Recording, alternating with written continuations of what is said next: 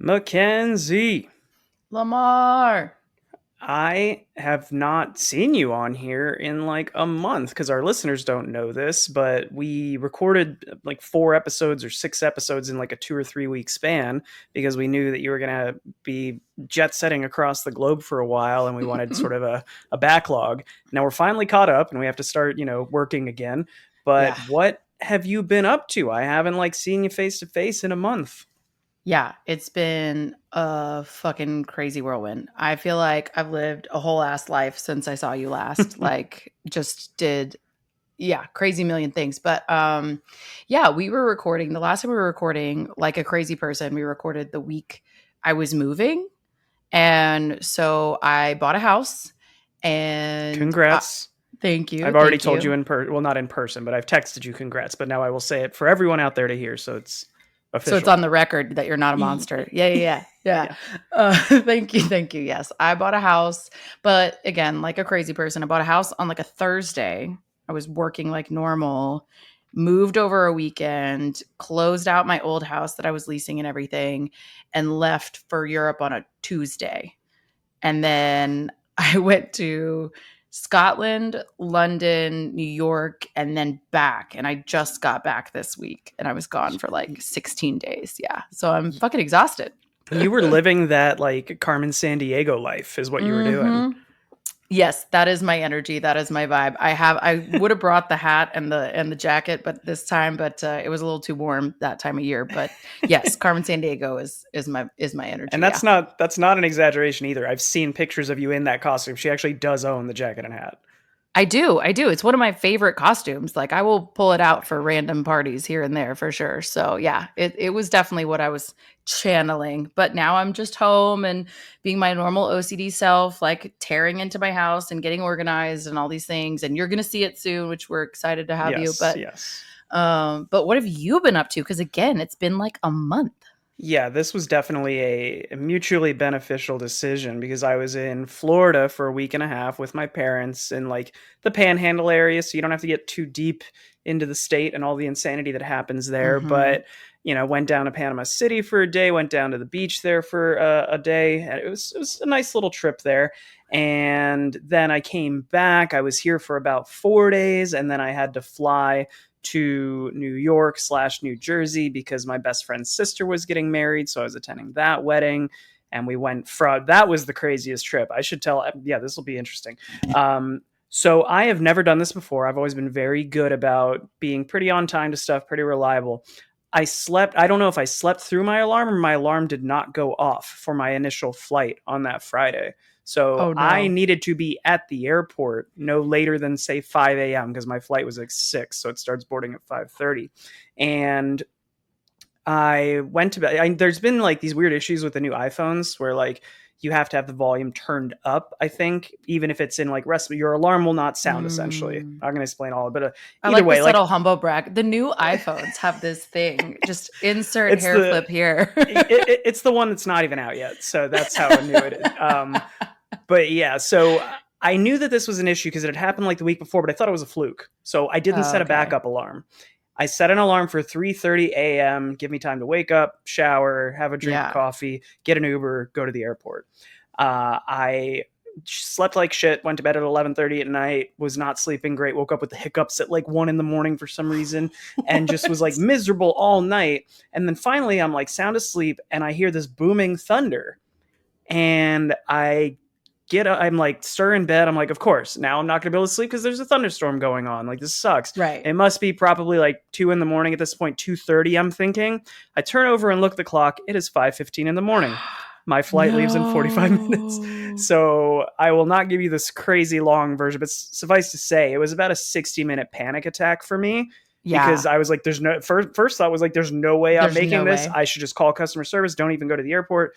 But I just threw on sweatpants and a shirt, didn't even brush my teeth, like just put on deodorant, mouthwash, jumped in the car, drove to the airport, which wasn't the plan. I had already been charged like $25 for canceling this Uber, for not showing up for the Uber that was there apparently to pick Yeah. me up, and because I'd scheduled it.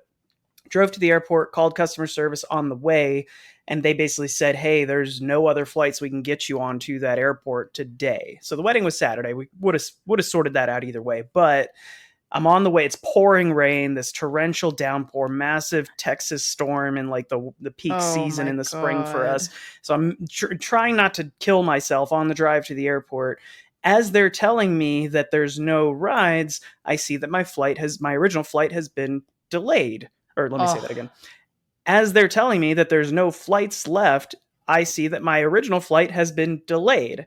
And oh, I guess like luck, I had checked in the day before. So I was on the phone with customer service and I said, should I just go to the airport? Or like, I didn't know if you check in, but you don't show up by the mm, time the plane is like, if they just give your seat to somebody else. I don't know how that works. But she's like, well, it's worth a shot. So I get to the airport, park, walk across both those damn Austin parking garages at the airport there, and go to the baggage. And they say, hey, it's worth a shot. Go up to the gate and see what happens. By this point, the flight was supposed to take off at 6:30. It's now 7 o'clock. So I'm like, it's gone. Like it has to be, right? yeah. And it doesn't say anything on the app or anything.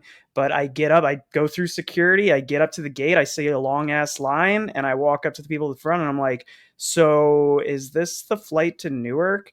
And they go, yeah. And they're all upset because their flight's been delayed an hour at this point. And I go, like, Oh. hooray. And I said, I'm You're like, sorry. thank I've God. never been so happy for a plane to be delayed. So the flight Oh my itself, God. probably the worst turbulence I've ever had, like maybe second worst, but definitely in the top two of just Yeah. plane shaking, just getting jolted and blown out of nowhere, like it's Oh calm my and then suddenly. God. And so I was like, the weather simultaneously saved me and then tried to kill me in return. It was like Right. returning a debt. Your karma is you made the flight, but now we're going to torture you. Yeah, I did So not get hope a you're wink of fine. sleep. After all that, I was trying to sleep on that plane and I just could not, but it was still a great weekend. And yeah, I should have also led with I tore my meniscus when I was in Florida. It's like I can Because put sure, why not? pressure on it, but I was Oh my miserable God. already walking around the airport. So like this was just like you, This is a insanity perfect for two storm. straight weeks. Yeah. Yeah. Yeah.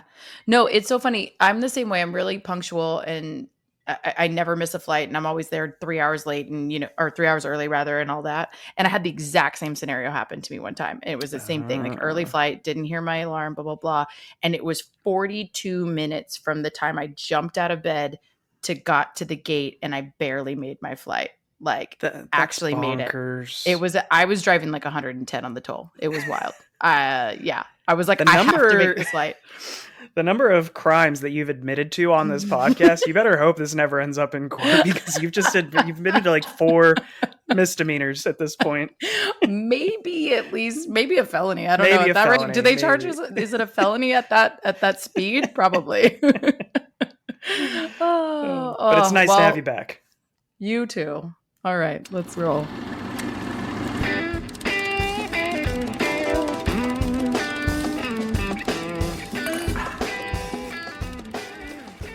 Alrighty, folks. Welcome back to We Drink and We Watch Things. I'm Mackenzie. I'm Lamar. And this month, if you didn't already know, we are featuring Black filmmakers in honor of our Juneteenth celebrations this month. And we are continuing it with the iconic Black Panther. Yeah, Marvel movie. One of the better is probably in my top 5, maybe like top 7 or 8. Mm-hmm. It's quality film. It's before they started getting like a little overwrought and kind of going downhill a little bit. And I say this as a Marvel fan, but I think we can all agree it's been a little saturated. It's kind of, it's gotten a little out of hand. So yeah, for me, this was, one of the last really good ones, really, really good ones. Yeah, I So wrote I'm down that excited. this is from what I consider, for me personally anyway, this was sort of Marvel's golden era. I know that the whole Marvel thing has only been Mm-hmm. going for 20 years or so, but this stretch of like 4 or 5 years where you had this and Guardians of the Galaxy had just started up, and then you had Infinity War like a year or two after this, and you had Civil, like they found a perfect Captain formula. America Civil War. Yeah. Like these were the Yeah. best ones. And I agree. They had sort of figured, oh, and Ragnarok as well. Ragnarok's one of my favorites, but Yeah. they had figured this formula out, but it hadn't become repetitive yet. Mm-hmm, And now I think they and now it's started very just making repetitive. by the books. Yep.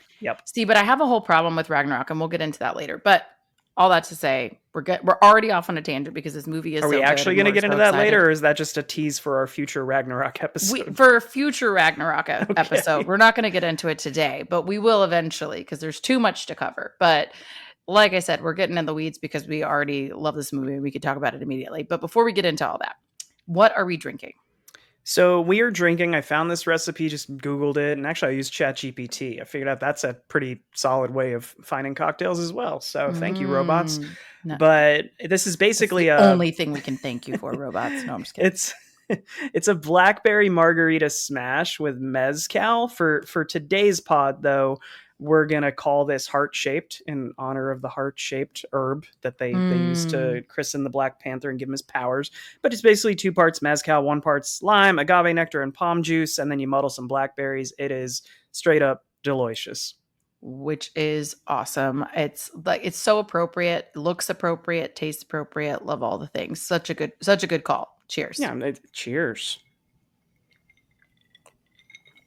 Yeah, it's like sweet, tart, and it's got the smokiness of the mezcal. Not everyone's gonna love it. Yeah. Janelle did not like it because she doesn't like mezcal, so not for everybody, Oh. but it's pretty tasty. I will also say like mezcal is very specific by mezcal. Like I really do. I think some people who don't like mezcal, because I caught myself as one of them who did not used to like it.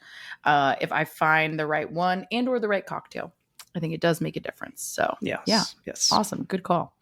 All right. Well, like as we said, we are talking Black Panther today, and we are going to give you the basics. We are continuing to try and tighten up that top basic section. So forgive me as I blow through this. But this is Black Panther first one. This was 2018, which doesn't both feels like a really long time ago and not that long ago, if that makes sense. But like we said, in the MCU, it's been a hot minute. So Yeah. it's one of the golden era There ones, have I would been say. 56 Marvel films since Black Panther. Which is fucking wild. I'm- Like I know, but like I know you're joking, but also are we? Like what's the actual number? It's got to be like 27. Anyway, it's wild. But this one was obviously very well received if you don't remember back when it happened. IMDb rating is 7.3 out of 10. Our Rotten Tomatoes are 96% from critics, which is pretty fucking phenomenal, to Right. be honest, especially for, an action Marvel comic book type of movie.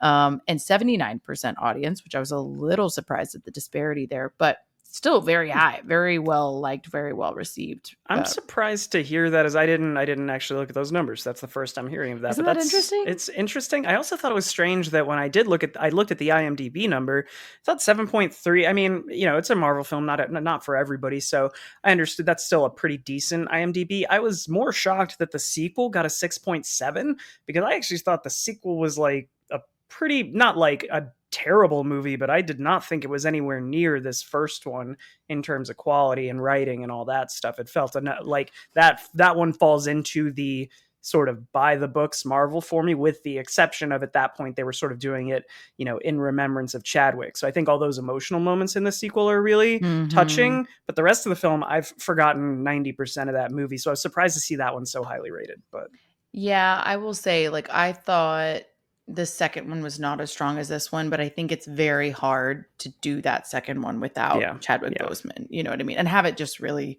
land the way you expect it to, I think is the big thing because, he just was such a central figure, but also as an emotional connection for the cast, like for this crew and cast who obviously bonded with Chadwick and respected him so much and all of that. Like this has got to be a hard film to make without him. I feel like that's got to be a really hard thing to do. So agreed. Props to them also for continuing the story, though, I will say. But this one is directed and written by Ryan Coogler. The Coog. I love that nickname for him, by the way. I don't know if that's actually his nickname. I just made it up. No, I know. I love that. I want we're going to patent it. Again, we're breaking new ground in this pod every time we talk. I'm just saying. But obviously we have to attribute like additional writing credit to Joe Robert Cole, who did this with him. And then of course the source material, Mr. Stanley. So I think we have a really solid crew here. And I think it's good that he wrote and directed this, done a lot of things, like did the new Space Jam, by the way, which I didn't know. I haven't seen that, and I heard pretty bad things about it, honestly. Well, I never watched it because I had like a very inherent bias of like, I refuse.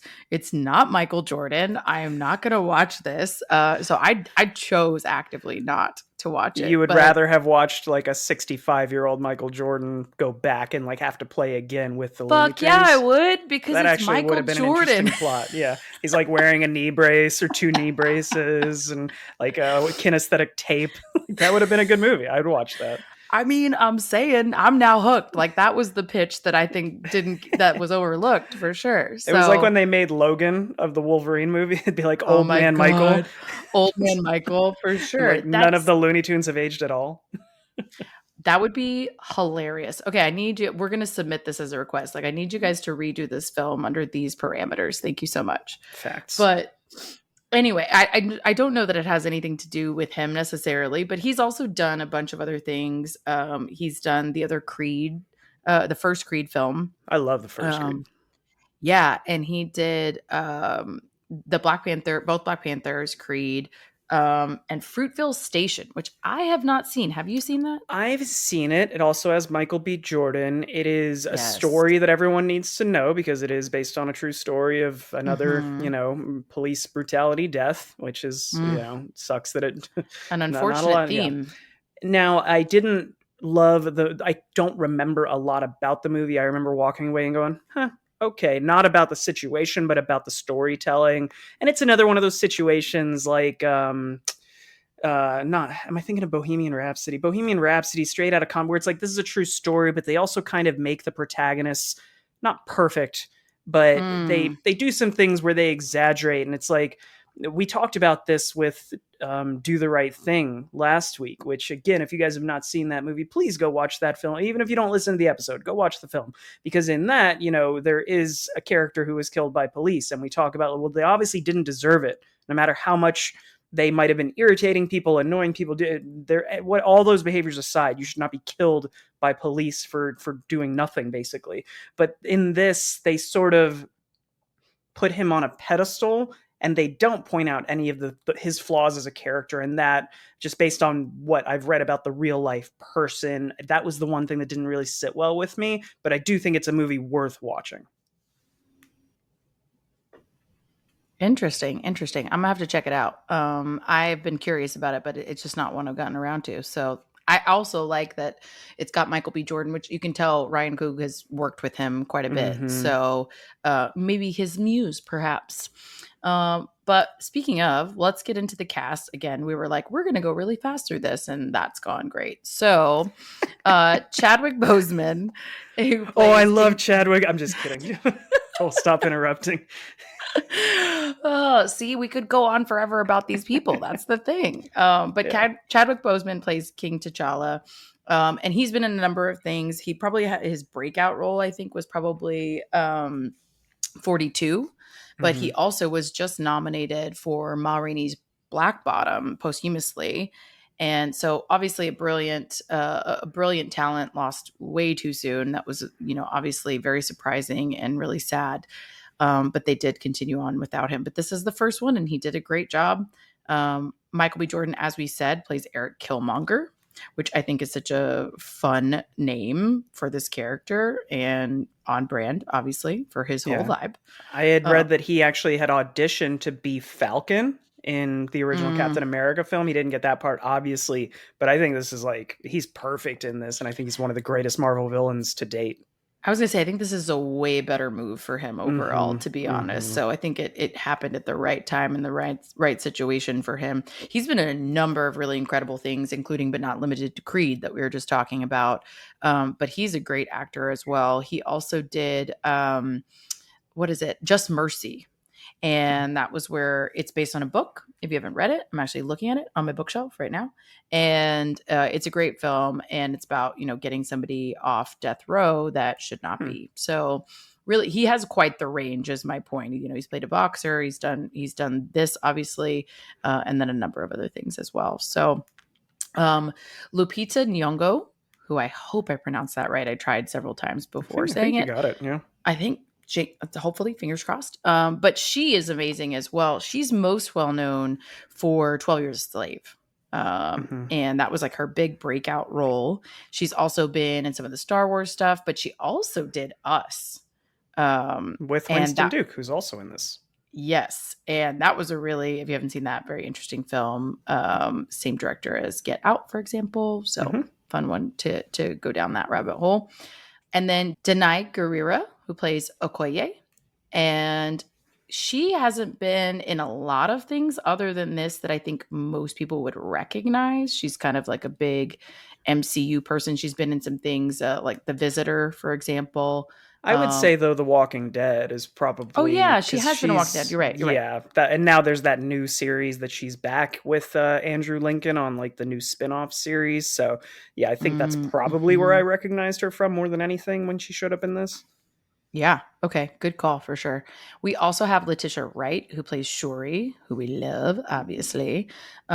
She's been in like Black Mirror and a few other things. Obviously, both of the Wakanda Black Panther films, and then she She was got in into some Endgame. trouble though. Like, yeah, she was in Endgame, but like you said, we love her. We love Shuri. I don't know how like Letitia Wright. I'm not going to go Yeah. through all of it on this podcast, but she had some questionable opinions during COVID and whatnot. So much so that some people did not want her like in the Black Panther sequel, let alone like what happened. Her basically being the main character there in Chadwick's absence. So yeah, you can read up on it if you want to. I'm not going to get on a soapbox, but yeah, interesting to go down that rabbit I hole was for going to sure. say, I somehow missed that and don't Yeah. know anything about what you're talking about, but I feel like I would probably agree with you. So, anyway, interesting. But yes, we love the character Shuri. So, let me qualify that.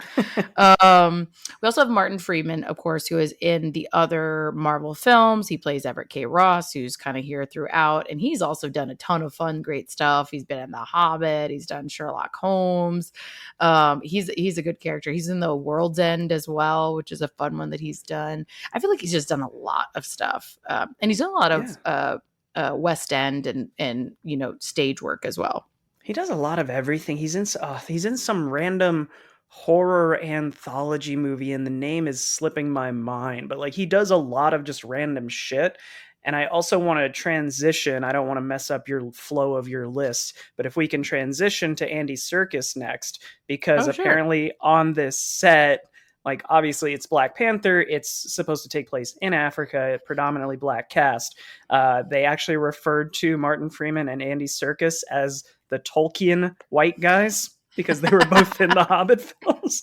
So they weren't the token white guys, they were the Tolkien white guys. I thought that was very clever. That is adorable. And also, Yeah. yes, they're really the only ones, which is fine. We don't need that many. It's cool. Yeah. Then we have Daniel Kaluuya, who's been in a lot of things, including directed by Ryan Coogler. And so he was actually the lead in Judas and the Black Messiah. If you've never Mm-hmm. seen that, he did a really good job in that. He also did Queen and Slim, which was really interesting. He did the Watership Down remake, which I never saw, but is Hmm. interesting. And then he actually is one of the voice actors in Spider-Man Across the Spider-Verse, which we love. So Oh, he okay. I same thing, a recognized lot of him range. from Get Out, and he's Mm-hmm. also terrifying. He doesn't have a huge part, but that movie Widows about the Oh, I four didn't see different that. like with it's like a female led movie. It's kind of like a heist action film, but with four female leads, and they're like the Mm. widows of this bank job gone wrong. And but he's like not the villain, but one of the like sub bosses. I don't know what the word I'm looking for, but he is Mhm. terrifying in that movie. Like he is just really just brutal and has this like death stare where he just intimidates the shit out of you when you're watching it. So very talented. Yeah, he's super talented, and like I said, he has a lot of range. He can do, I think, just about anything, to be honest. So we have him, but then we also have Winston Duke, who plays M'Baku, and he's done a few things, but not a lot of like. I mean, this is his biggest breakout thing, other than Us. Like we said, he's done Mm-hmm. Us. He did a couple other smaller things, like 9 Days, which I haven't seen. But yeah, that's kind of his main thing has been the MCU, right? Then we have Sterling K. Brown. He's been in a bunch of stuff, especially Mm-hmm. lately. Like he just did American Fiction, but he's probably most well known. for This Is Us, which is actually a TV series, Yeah. but he does a great job in. I think you should totally see him in American Fiction, though. He plays such a fun and interesting character, and so different than he's been in anything else. It's in the So queue. American Fiction is still in the queue because we almost did it, I think, twice now, or this three month, different months. We've thought about doing it, and it just has mhm. not been in the four that we're going to cover. So it's in the queue for me to watch it sooner or later. Yeah, we'll get there. It's really good. It's really good. Angela Bassett, Ramona, the Queen, who also in real life has done fucking everything. I mean, she's done voice work, she's done stage work, she's been in a bunch of things that you probably would know. Gunpowder Milkshake is one of her more recent ones that she was like got a lot of attention for, but she also did Soul, which is Pixar. That was really fun. That was recent as well. And then, of course, all the Avengers stuff. She did one in 90s film Strange Days. That was like a big moment for her. And then she also was in Contact. I remember her from Contact. That was one of the first times I ever saw her personally.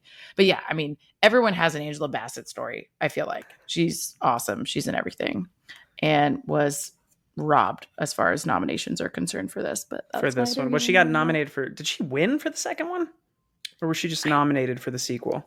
I think she was nominated, but she did not win, No, because I thought which her was performance in the second one was even stronger than this one. I think she's good in right. this. Like she's very good, but I Yeah, think the the second second one one is she the was. one Yeah. she was nominated for but did not win. I can't remember if she won the Golden Globe though, maybe. I Mm. honestly don't remember. But she did not win the Oscar, and I just thought, yeah, to your point, the second one especially, her performance was amazing. All right, so we're going to give you a super quick summary and then get into all the good stuff, which is T'Challa, heir to the hidden but advanced kingdom of Wakanda, must step forward to lead his people into a new future and must confront a challenger from his country's past, which I think is a succinct, again, but simple summary of what happens in this one. Fun little production note before we get into it, though. This thing was a gazillion dollar maker. This was 1.349 billion with a B, against a $200 million budget, which Yeah, is this insane. was at one point this was the ninth highest grossing movie of all time. It's now dropped a bit because it's been 6 years, and so obviously we've had Barbie come out since then, and a handful of others that have overtaken it. But it was the highest grossing non-Avengers film in Marvel until Spider-Man: No Way Home came out last year. So Yeah, which was also very good, but this was a huge one, I thought. And I mean, I remember when it came out, just what a cultural moment it was. I mean, everyone wanted to see this, and I think one of the notes that I even have about this film is that the ceremony of it all and the aesthetic of it is mm-hmm. beautiful. The colors are beautiful. There's so much gorgeous style to it all, Yeah. and but it's rooted in these really beautiful cultural, aspects that really come through in the film. And I love that it was so widely appreciated, like that people saw that and resonated with it and thought it was beautiful and entertaining and interesting to watch and see. I thought that was really cool. Yeah, I have that in my notes, and we're not in spoiler territory yet, but I do love that you can immediately in this film get a feel for the culture of Wakanda. It's a very Mhm. distinct. There's this many tribes.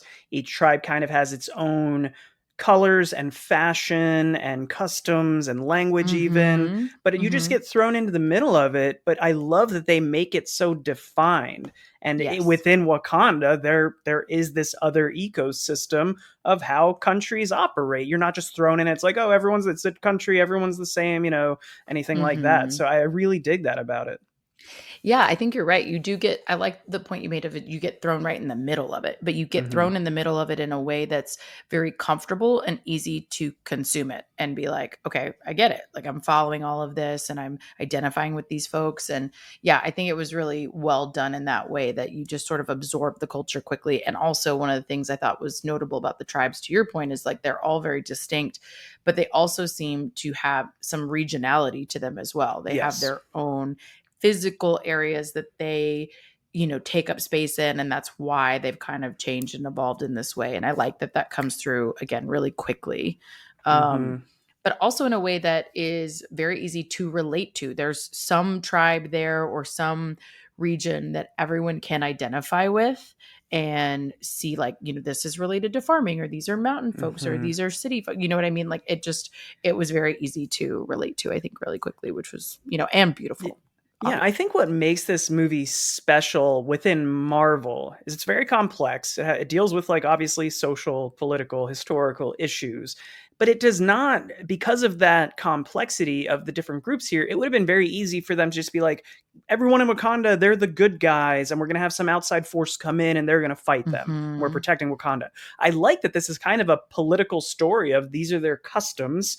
This is the Hmm. way that you become king, and this is who has a claim to the throne, and its alignments, eventually kind of splinter in the film. But I Right. like that it's there. Everyone that he talks to, even in the early scenes in the film, the characters that T'Challa is talking to have different opinions about the way that they interact, not only in Wakanda, but Yeah. with the rest of the world. And I enjoy that a lot. Well, and let's dig into that, right? Like, that's kind of the one of the core movements of this film, right? Is that T'Challa is trying to come into his own as a leader and as the king of this nation, where he lost his father earlier than expected. His Not only his father, but of course his mentor when it comes to the job of being king. And he doesn't feel like he absorbed everything from Right. his father that he wanted to in the time that they had. But he is at this moment very much still parroting the viewpoints and the principles of his father and his father's leadership. And as you can tell, and as you just pointed out, not everyone agrees with that. Not that there is a vitriol or hatred or disrespect per se, but there's definitely different viewpoints against the way that his father led this nation, Right. and most especially around how isolated they are. And Hmm. again, he is still in this space of, there was some wisdom to what my father did here and why he chose to isolate us, because of the threat, because of potentially becoming, under attack for our technology, and you had to have to be on the defense, and we should just focus on our own right and our own wellness and our own country's success. And he makes a solid case for that, both why his father did it and why they should continue to do it. So you sort of see that. Hmm. But that's what's being challenged, I think, the whole time. The whole film is about that concept being challenged of this. Should we be this isolated? Should we share our technology and our skill set and our resources? We are seen externally, as they say it multiple times in this movie, as a third world country. And if Hmm. you saw this, obviously, highly developed, highly advanced country, incredible technology, brilliant people, as well as resources, and that is fully developed again. And he has to contend with that the whole time. And when Eric Killmonger comes in to challenge this viewpoint, he is a real challenger in that sense. And I think the thing that I find interesting about him being such a foil for T'Challa is that he's not 100% villain, right? You No, he like has the him. the motives that he is going off. There's a certain point, and we'll get to that, where I feel as though Killmonger crosses a line. But for the first, like, three-quarters of this movie, it's like he's not really doing that much wrong with the point of view he's coming Oh, from. yeah. And even Wakabi in Wakanda, Daniel Kaluuya's character, speaks to that as well, of just like, we should be avenging these terrible things that are happening, and like the world is a shitty place and we're not doing anything about it. And Eric is the one who's finally. We talked about this with "Do the Right Thing" with those quotes at the end of Martin Luther King and Malcolm X. It's like, you can say that we're going to try to achieve everything through peace, or you can fight back. And Eric definitely falls on the Malcolm X side of things, right? Yeah, and I think that's a great analogy too, of like where they would potentially align in our society or this modern day society too, because yeah, they just represent different viewpoints and they got to them through very different ways. I mean, if you think about T'Challa's background, he was raised to be king. He was raised in this culture. He had every advantage and education that afforded him the luxury of the viewpoints that he has, right? Mm-hmm. Versus Eric Killmonger was not raised with any sort of privilege. He knew some of this history and understood where he came from, but didn't have that same level of access, education, any of that. And I think it forced him, by being in a different world, to look at the world differently, right? And Yeah. coming there and challenging him did, I think, come from a place of resentment and anger, but his fundamental values in and of themselves were not necessarily bad when he comes in, right? It's Yeah. like you said, he evolves and we come to a point where we don't want him to lead. But you don't hate him out of the gate. And I think that's what's so interesting about the way this film progresses, is that it pulls you back and forth, I think. Yeah, I totally. It's complex, which is saying. Unfortunately, I mean, they're superhero movies, right? So like, they don't need to be. Not everyone has to be super over the top social and political and all these things, but I think this one and some of the best ones really do have. They live in that gray area where not everything has to be completely 100% bad or 100% good. Even Wakabi at one point says, oh, well, if we let the refugees in here, they bring their problems with them, and then we're just like everywhere else. So it's Mm-hmm. interesting. We obviously know this is a fictional place, but it is interesting to think about that. Like, what if there were this place in Africa that had the ability to solve some of the problems going around globally, but didn't step in? Like, how Yeah. would you really feel How about it? would you How would feel about it? outsiders feel about that, right? And that's where Eric seems to be coming from. Well, and insert any country here, right? If Yeah. there was somebody somewhere on this planet that had this level of resource that they have that they could share in some way and they chose not to, yeah, how would you feel about that? Yeah. It And I reminds me think, of like sorry, it reminds me of like America. And it's, yeah. there's some people internally here who feel like we should just mind our own damn business, not poke our Mm-hmm. nose anywhere. There's other Mm-hmm. people who want us to intervene in specific conflicts. There's other people who think we should police the globe. Like, Right. it's very complex. There's quite a spectrum. Yeah, yeah, Yeah. yeah. And I think Eric is representative of that too, right? Because he is American, really. If you think about it, where he Hmm. comes from is this American culture and this American background and this, I think they mentioned at one point it's Oakland specifically, right? So he's like got this very specific community that he is exposed to on a daily basis and thinks, why would we not be helping? This is where I really came from. But one of my notes in here about when he comes in too is just like he is so American, and he's also just like coming in hot. He's pissed, but he's also coming in hot. Michael B. Jordan is like, we can't not say it. Like You're talking about like this is a hot. gorgeous man. Literally in my notes, I was like, he's like saying salty stuff and being an asshole a little bit. And my literal note in my notes is, okay, but he's so hot though. Like it's fine. You're He like, can I'm get with away with. him. I'm with him. Sign me up. I'm into it. And it's like the hey auntie for me too. Like you're just like, whew, okay, Yeah. I'm fine. I'm fine. Just give me a minute. It's I'll be in cool. my bunk. I'll be in my book. Exactly. Anyway, love this guy. And I think he's, just to your point, honestly, he does this role so, so well. But I remember this challenge moment, which I want to talk about for a minute. He challenges T'Challa, which we've already seen. He had M'Baku challenge him initially. And that was fucking rough, man. He barely won that one, Hmm. which I think says a lot about like what being a king is about, which we could break down. But anyway, he's very strong. He's very well trained, but he has spent a lot of time being trained from a diplomatic perspective. So you get Right. the sense that he is strong and he's well trained, but he's not the warrior, right? Like that's not his thing specifically.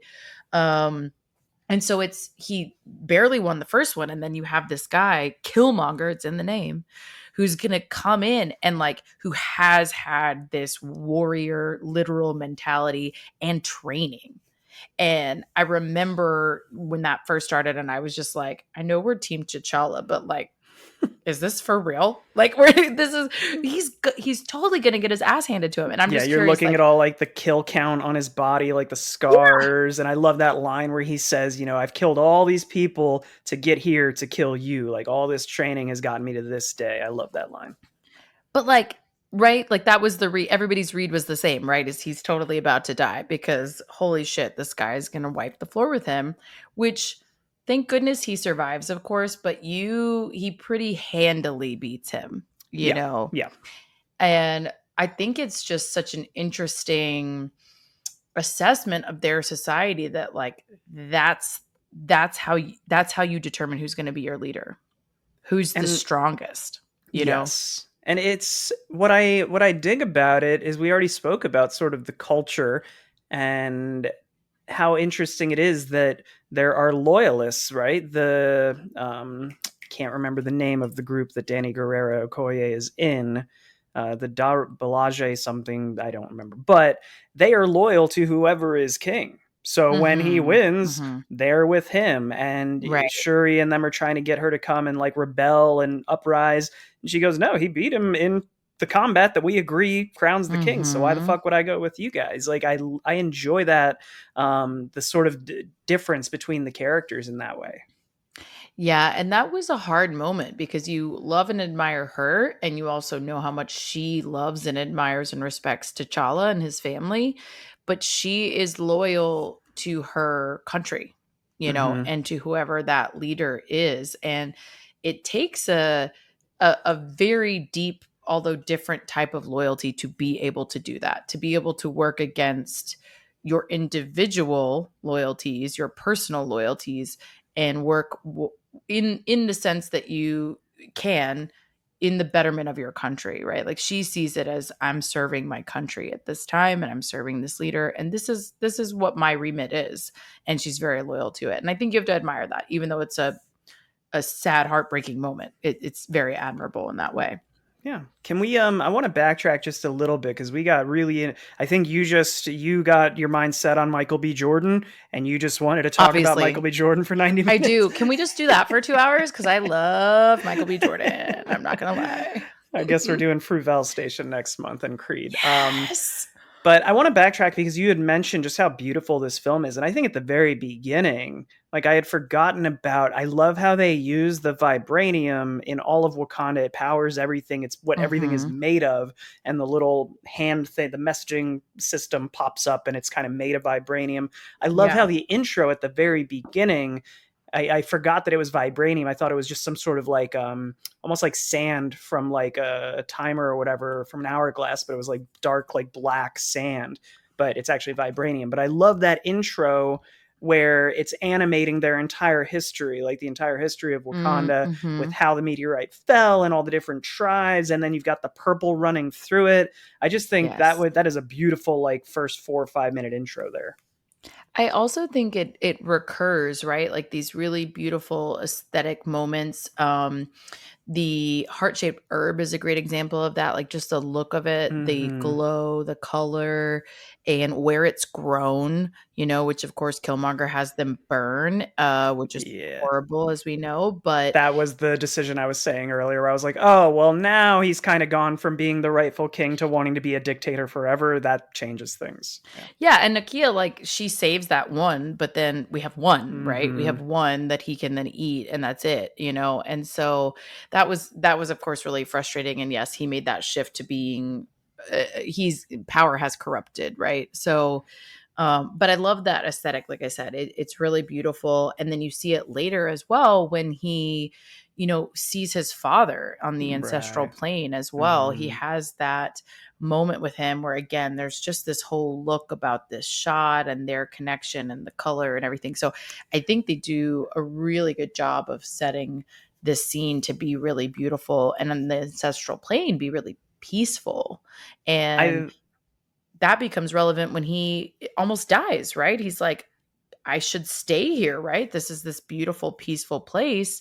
And he's lost this fight. Like, just let it happen, let it go. And he realizes that he can't. And I think that's interesting. I really like the first two visits to the ancestral plane. I think that first one because it's kind of like nighttime and you see the panthers in the tree. I love that sort of Hmm. visual and the purple and pink skies throughout. I don't love the final trip when he goes back after he almost dies because it's like daytime and I think it's the most clearly green screen. And we know it's a Marvel film Yeah. and most of this is probably shot on a green screen, but like that was the one where you can see that there's like this weird indiscernible Yeah. distance from him to the background, and I could have done without Chadwick doing he's doing this weird thing where he's leaning back and forth into the camera when he's getting emotional. He's like, you've left him Mm. behind, and that's not going to play for the people that are just listening to the audio, but you saw me do it, Mackenzie, you can vouch. So yeah. I was going to say he did physically do it. I mean, if you can't see it, I'll just tell you he did do the motion. So And good for you. I just wonder if that's part of, you're on a green screen. So it's like, oh, I needed to be a little Yeah. extra to really sell this because I'm standing in an empty room. Well, and it's funny because in my notes, I literally have some of the CGI ain't great. I was like, because it's like one of that, I think one aspect of that is I think the age of this film, again, it's not super old, but it's a little bit older. We've definitely Yeah. seen some CGI shifts since then. Um, but I do also think it's a little bit of that Marvel extra-ness where everything is CGI'd and you're like, I don't need Yeah. everything CGI'd. So yeah, I get that. And I remember that later with the rhinos too. And I was like, Mm-hmm. number one, the rhinos are armored. Really? They're already like, have you read about a rhino skin? It's pretty strong. Two, and they're riding the rhinos. And then, yeah, the CGI of it, I was like, okay. And then they're like trying to take down the rhino. I had a lot of problems with the rhinos in case that wasn't clear. I'm wondering if in like 20 years, us watching this will be similar to watching stuff from 20 years ago and how bad the CGI from the early 2000s looks now. Yeah, I'm I wondering think if that'll be the so. case. I think it'll be true of almost anything with anything CGI heavy, right? Like I think you see the shift in the technology. One of the Mm-hmm. ones that I think like surprisingly can still really hold up are the really old Star Wars. Like there are Mm-hmm. some really interesting effects back then, but they weren't all computer generated or animated. Some of them were like physically shot. And so I think sometimes those effects land better in the Yeah, long if you term. I go mean, practical, as somebody who watches a lot of good and shitty horror movies, if you use practical effects, it's going to age so much better as opposed to right. doing like CGI blood or CGI monsters. You're basically dating how long your film is going to be visually relevant. Mm. And then the other thing that I wanted to point out was like, again, I know it's Marvel. I know we're going to, we're going to make everything digitally. Would it have been too much for them to ask to record some of the Black Panther film in Africa somewhere? I know they have some drone shots, and I'm sure Mm-hmm. there's complications, but we filmed part of this in Korea. I don't know why. Mm. Of all the films that you could have shot, there's so many scenes where it's just beautiful backdrops or waterfalls, and I'm like, could we not have found a way to set some of the, like, actually recorded some of this in Africa? And also to bring that financial benefit to those communities. I mean, as Mm-hmm. you may have heard also that we're going to have in Austin, we're going to have some of the Yellowstone series shoot here as well. So it's like that's going to bring so much money to the economy as a result of having something like that shot here, right? So same thing there. The benefits that could be had for the local economies if you choose to shoot there. I'm sure there's a lot of factors. And again, this is a Black director and production team. So I hope that they, of course, considered what they could do for, where they could shoot and how could they could help local economies. I'm sure there's something to do with the economics of it all Yeah. or the safety of it all, potentially, depending on where, that maybe it didn't fit. But that's interesting that they did shoot in Korea, not here. That's a good call Hmm. out. But one of my favorite things about those scenes, speaking of the Korea scenes, is one, I love a car chase. Fabulous. Always love that. I'm into that. But I also love that Nakia hates her wig so much the whole time. Just rage Just about the wants wig. to Like take it off. I just want to rip it off. And the first chance she gets, she rips it She's like, off and it's yeah. glorious. She She's a says, I've beautiful been head. made. I've been made, and immediately the wig goes. Yeah. Yeah. She's like, She's like, don't even forget see it. me. I'm made. Who cares? I'm taking this shit off. I love Yeah. She it. has a very beautiful bald head, and I want to I know. say, I do think this might be the best female leads we've had in Marvel films to date. Like, They're they all so contribute. Yeah, strong. they are unique. They each have their own personalities. They are strong, but it doesn't feel forced in any way. Not naming names of specific characters, but it feels It natural, and each of them has their own does. responsibilities.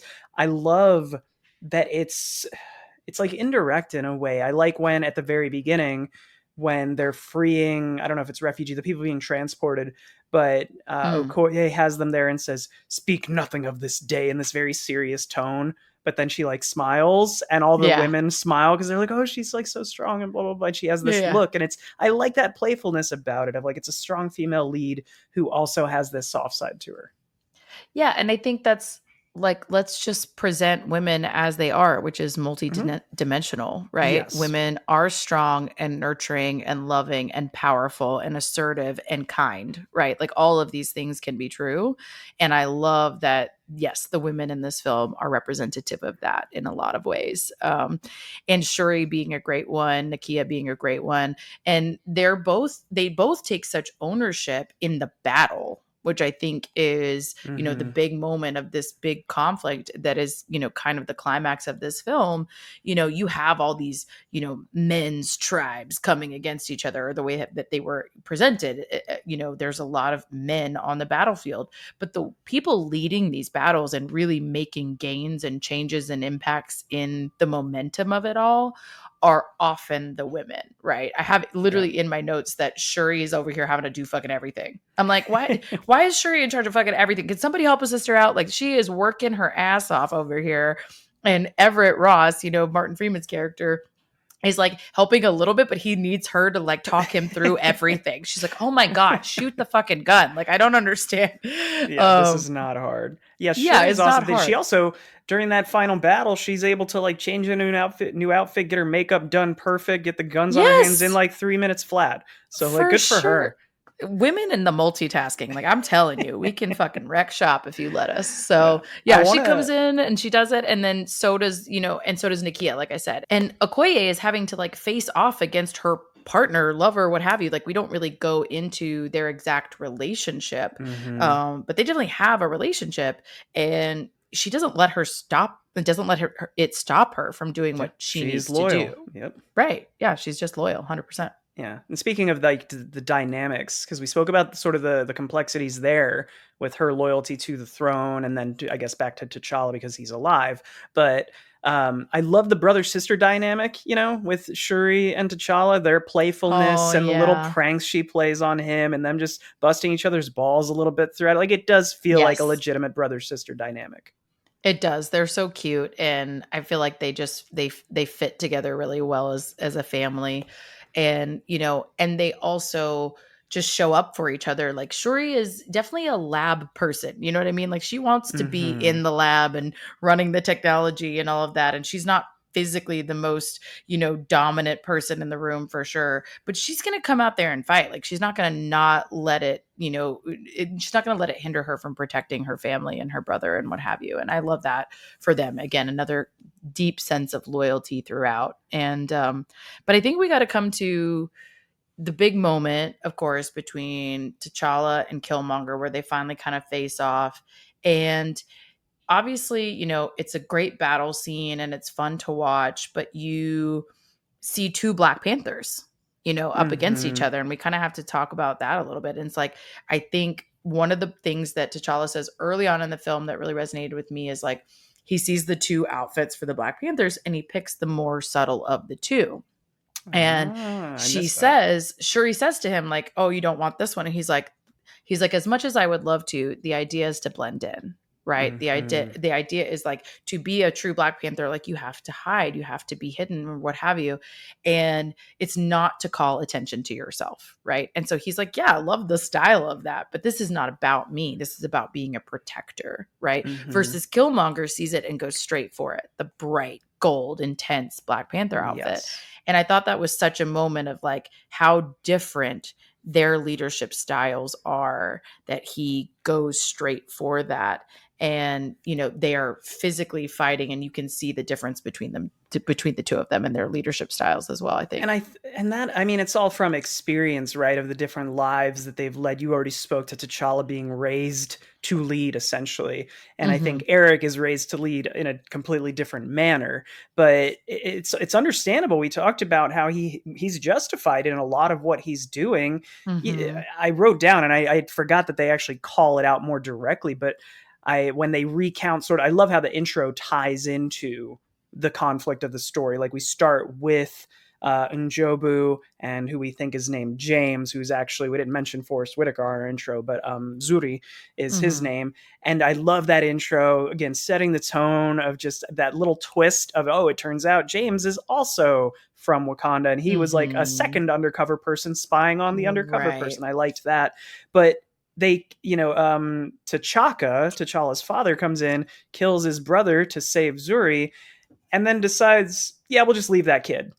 And I didn't think Mm-hmm. about how fucked up that was until I think I read this on IMDb. But like in the beginning, when they're planning, you think they're planning like a heist of some kind. They're planning to break his wife, Eric's mother, out of prison, is what they're talking about.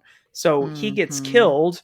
James Zuri goes back to Wakanda, and Eric's mother, Killmonger's mother, is left in prison, presumably until she dies. So Eric is just an orphan. And it's Mm-hmm. all that experience that has led up to how he gets to Wakanda in this final battle with T'Challa. Mm-hmm. Yeah, I think so. I mean, I think it's this big, just like philosophical and historical showdown as much as it is physical, right? And they have this big, moment of this fight. And, T'Challa ultimately doesn't, you don't get the impression that he wants to kill him, right? Like, it's not like I want to kill him. I just know that he is not good for our people. He's not good for Right. this leadership role. And so I think that's the thing that makes you ultimately resonate with him is that, Killmonger wants it for the wrong reasons. And Right. T'Challa may not be perfect as a leader, but he wants it for the right reasons. He wants to serve and take care of his people. And he's proven, obviously, that he's willing to learn. He's willing to evolve, listen to what his people want, and change something if he needs to. But I think that the moment that Killmonger dies is really profound because his dream was to come to Wakanda and see and live in this place, and he gets to die there, and he wants to die there, and he wants to see it one last time, and he takes him to see it one last time, and Mm-hmm. he's like, just bury me with my ancestors who jumped from the ships because they knew death was better than bondage. He doesn't necessarily want to be saved because he knows what that means. He's going to be imprisoned. He's going to be, he's not going to be in the same role anymore. And I Mm-hmm. think it speaks a lot to his principles and what he believes in. I think you nailed it when you said profound. I like that this film, another thing that makes this a great Marvel film is that it has just the right amount of stakes. There is Mm. loss on both sides. The villain, the easy thing would have been to say, "Oh, we love Michael B. Jordan as an actor. Let's have his character be put in prison in Wakanda, and then in 2 movies we'll see him and he'll be on the good guys team." Right? That would have been the easy thing to do, and Yeah. Yeah. the predictable thing to do. The him Hmm. doing that, I remember watching it in theaters and being like, "Fuck." Like this guy sticks to his principles, say what you want about Hmm. him. But like Hmm. I dug that a lot. I did think it was kind of fucked up that T'Challa waited until he dragged his ass all the way up the elevator to be like, oh, you know what? We might be able to save you. So you couldn't have told him that down there.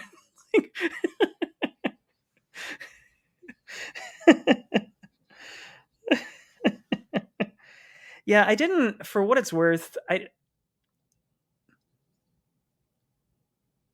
not on my end. It still says record. Yours doesn't have the red dot. That's weird.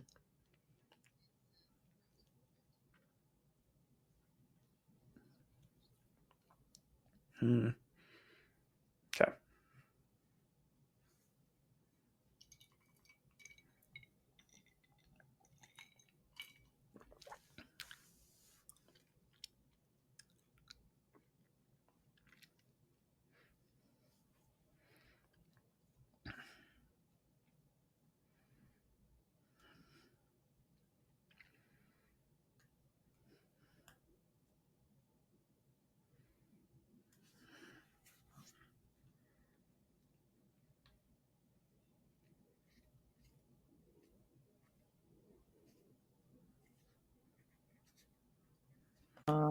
You, you recording again? Yeah. It says it's recording again, but it's a whole new, fresh recording. I wonder if it's going to be multiple I think files. so. I think it. No File. worries. It's not that hard to Oh, upload 2 or 3 into this script. okay. Okay. Anyway, we should probably wrap anyways. So, Yeah, I was gonna say, so like there's like 2 more, 3 more things, but we can keep them short. okay.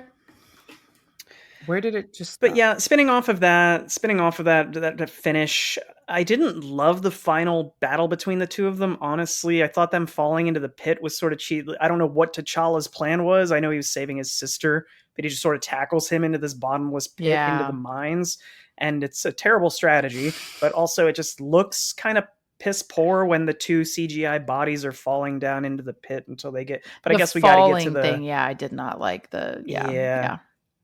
But I guess we had to get to the deactivated thing that we set up earlier in the movie of what can stop the vibranium from working. So I get it. We had to get down there somehow, right? Right, right. And like some of those are just, they're plot devices, like they just have to happen. But I Mhm. agree. I didn't love the falling. And you get it once it's down there, but you're right. It just feels like kind of convenient that we ended up here so that now we can turn off the vibranium and Yeah. make it work. But I also worried in You, that moment because again, we've established like from a physical dominance standpoint, T'Challa is not the more dominant of the two. So that's not right. necessarily going to help him in that way, right? So that's where it's like, is this going to help him or hurt him that he has to try this move? Yeah. Within the scope of that entire final battle, I did feel it was a little lazy to have Wakanda Civil War 2 years after we just had Captain America Civil War. It feels a little repetitive. They could have done a different, but You're I like, would we're have over liked this a theme. Okay, can we move on? I kind of bought it. I bought some aspects of it because, like we said, they make the characters complex enough that you understand they each have different opinions about how the country Right. should be run, right? So I get that. I think I would have liked a little more dissension earlier. Aside, I think Wakabi's the only real example of that.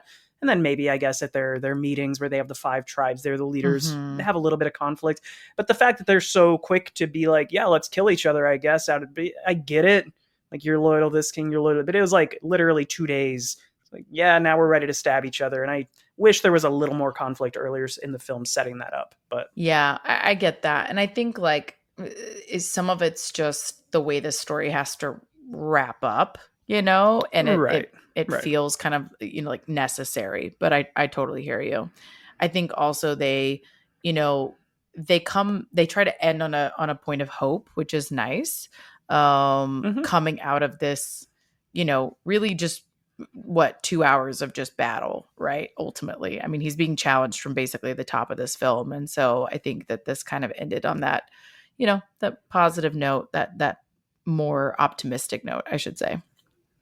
of them sort of like integrating with the world and like Yeah. revealing themselves a little more Yeah, and openly. Yeah, I dug deciding that like ending. we're not going to continue to isolate. We're not going to, bogart our resources. We're again, him T'Challa as a leader is evolving and hearing what some of his people want and saying we're going to go out into the world and we're going to help other people and we're going to hopefully, educate the world about what our resources are and, become more of a resource in the world, much like many of our people want and been asking us to do. Yeah, it's again very profound's not the word I'm looking for, but just touching. Right. It's a smart way to end it. It doesn't feel like a super over the top heroic but it's very just like it is a political film. Mhm. So I think for it to end that way is awesome. And also, did you catch who the kid is at the very end that comes up to him and says, "Who are you?" Mm. I don't know if you've watched it yet, but we're doing Moonlight next week, and it's Little from Moonlight is Oh, that same I actor. So I was like, didn't oh, we're know doing 2 movies that. of his in a I mean, I row. have Yeah. seen Moonlight, but it's been a hot minute, so no, I didn't connect those hmm dots. Oh, that's cute. And I love their whole like even the post credits, or like I love how he speaks to like building bridges, not barriers, and I just love their look hmm and aesthetic and all of it. Like the whole thing just really resonates. It's a good way to end it and wrap it up. Yeah, I wanted. We didn't really talk much about M'Baku outside of the fight that he has, but I think he's a treasure. I really He's like a that gem. character a lot. I love his. Really, he seems to change personality from the initial fight when he arrives and challenges and Yeah. leaves to when they approach him. I wrote down that it seemed like Ross and the 3 female characters he was with, they looked like they were dressed as off-duty Power Rangers because they were all wearing different colored cloaks. But Ah. when they approach him to talk, he takes on this new lighter personality. Like he's intimidating at Ross, and they're all doing the barking noises to like get him to shut Yeah. up. Then he makes a threat, but then he cracks a joke and does this really funny laugh. And from then on, it's like, oh, okay, M'Baku is also not singular dimensional, Right. right? And I think that that's like when he's coming to challenge to T'Challa, he's in a certain mindset, right? Like, and that kind of makes sense, right? It's like it's almost like before a competition or a sporting event or a game, right? You're going to be in one mentality, but that's just one facet. And I Mm-hmm. love that, yeah, you get to see these other sides of him and also get to see his loyalty to Wakanda as well. He realizes he didn't win, he accepts it. He then continues to kind of be in service of their country, which I love. I also love at the end when Shuri's like, another white man to fix shows up. Like, I just love, like, they're like a refugee camp at this point Yeah. for white guys who need healing at this point. Yeah, yeah. And I think Bucky's in the credits, right? Like we Yeah. see him because he's been there getting sort of like his mind de-wiped. So another good way to tie it into what was to come. Yeah. Yeah. Okay. So all that to say, I think it's a great film. It's a fun flick. I think it's, clear from the box office, from the ratings and all of that. So what would you rate Black Panther at the end of the day on the rewatch a few years later, which I hadn't watched it in a bit either. So it was a good refresher. I think I think I'll probably end up repeating this for any other Marvel films that we do, but with this being, like I said earlier, sort of a golden age of them, I did realize on every time I rewatch a Marvel film how much they are just built for experiencing in the cinema. Mm-hmm. They Mm-hmm. are scripted and created specifically for a live audience where you're filled with a room with other people Yes. because there are pauses intentionally built in there For for in the laughs. editing Yeah. for laughter and different things where it's like, oh, I remember laughing my ass off at this because I was in a room full of other people, but Right. on rewatch, it doesn't hit the same.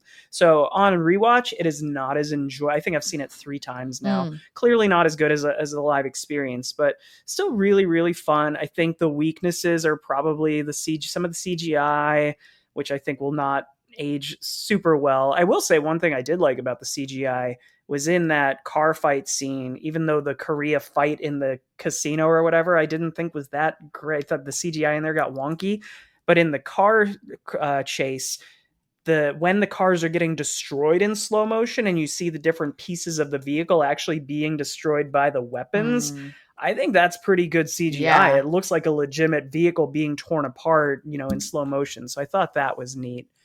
But overall, I think it's the perfect amount of stakes for a Marvel film. There is loss, like I said. It's been a problem they've had since Endgame of, well, we already tried to save half the world.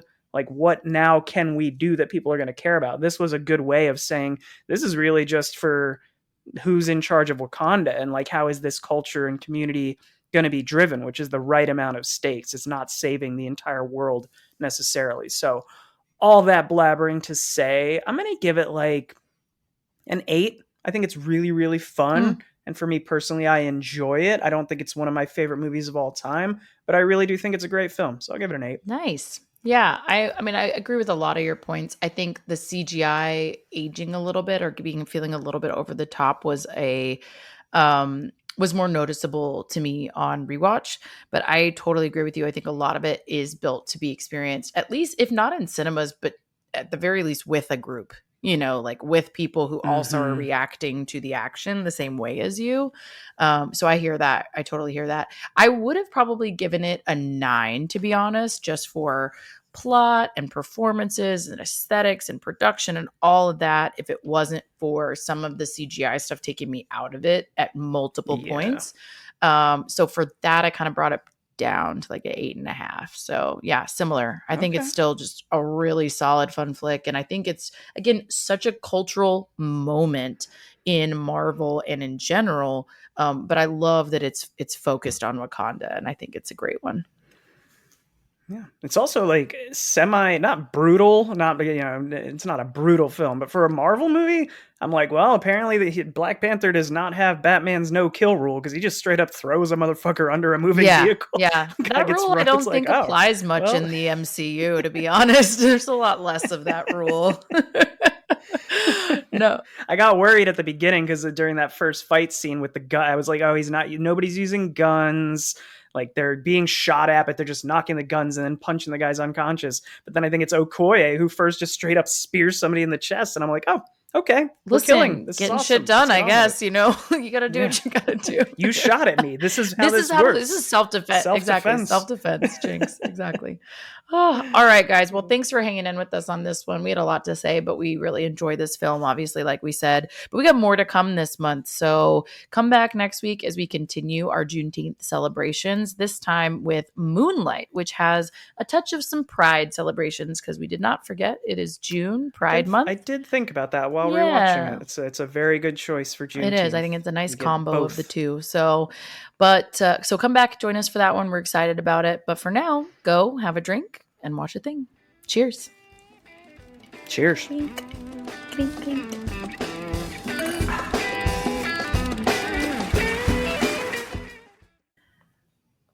Welcome back, folks. Oh, sorry. Let me take it again. Man, I'm out of practice. Here we go. I'm like, what do I say normally? Welcome back to whatever. I'm Mackenzie. I'm Mackenzie. That's all you need to know. This is the most important fact of the pod, right? Okay, cool. Oh.